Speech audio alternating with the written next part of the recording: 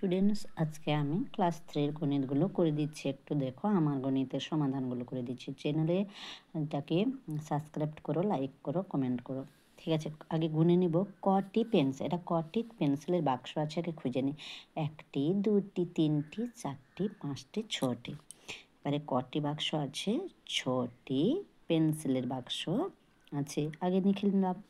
এরপরে গুনবো প্রত্যেকটা বাক্সে কতটি আছে। দেখো 1 2, একটু দেখে নেব। 1 2 3 4 5 6 7। 1 2 3 4 5 6 7 8 9 10 11 12। দেখতে পেয়েছো? তাহলে প্রত্যেকটাতে কতটি আছে দেখে নাও। একটু লিখে দিই উপরে 12টি, এখানেও 12টি, এখানেও 12টি, এখানেও 12টি। গুনে নিবে, দেখবে সব জায়গায় 12টি আছে। কতটি আছে? 12টি। তাহলে দেখো কটি বাক্স? 1 2 3 4 5 6টি বাক্স আছে। তাহলে দেখো, তাহলে একটি বাক্সে যদি 6টি থাকে, একটি বাক্সে যদি 12টি পেন্সিল থাকে, তাহলে 6টি বাক্সে কত থাকবে? তাহলে কত হবে? 12 গুণিতক 6। তাহলে কত হলো? 72। তাহলে কতটি পেন্সিল থাকলো? 72টা পেন্সিল। এখানে কথায় লিখতে হবে 72। বুঝতে পেরেছো? একটা অঙ্ক আমি করে দিলাম। কীভাবে? তারপরে চলে আসবো পুঁতিটাকে দেখতে সুন্দর লাগছে, আমরা করি একটু মনোযোগ সহকারে। কটি পুঁতি আছে দেখো? 1 2 3 4 5 6 7 8 9 10। এটাতেও দেখো 10টি আছে পুঁতি। এটাতেও দেখো 1 2 3 4 5 6 7 8 9 10। এটাতে কত আছে? 10টি। এখানে কটি আছে? 1 2 3 4 5 6 7 8 9 10। কটি আছে? 10টি পুঁতি আছে।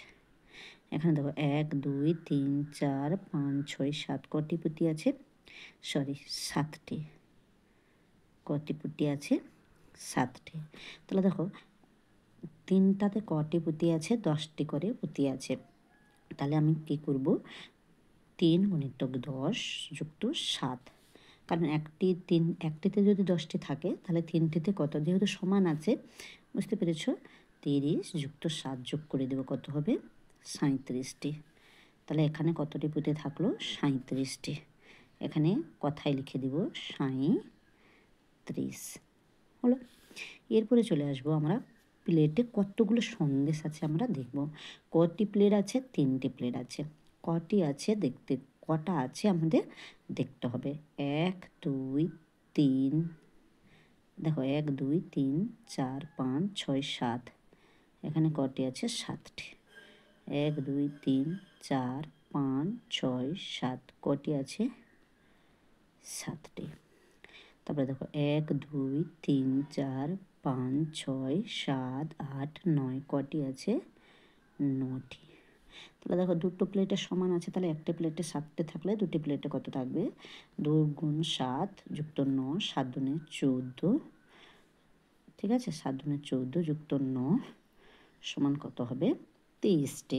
9 4 14 15 16 17 18 19 20 21 22 23। বুঝতে পেরেছ? তাহলে কত হলো? 23টি।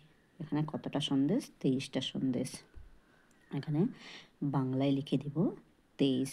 কোথায় কোথায় লিখি? আজকে এই 3টি অঙ্ক আমি সমাধান করলাম। পরের দিন এই 3টি অঙ্ক সমাধান করে দেব। তোমাদের যদি ভালো লাগে, প্রত্যেকটা স্টুডেন্টদের কাছে অনুরোধ, এইরকম বুঝে বুঝে তোমরা অঙ্কগুলো করবে, দেখবে অঙ্কের সমাধান পেয়ে যাবে। ঠিক আছে, আজকের মতন শেষ করলাম।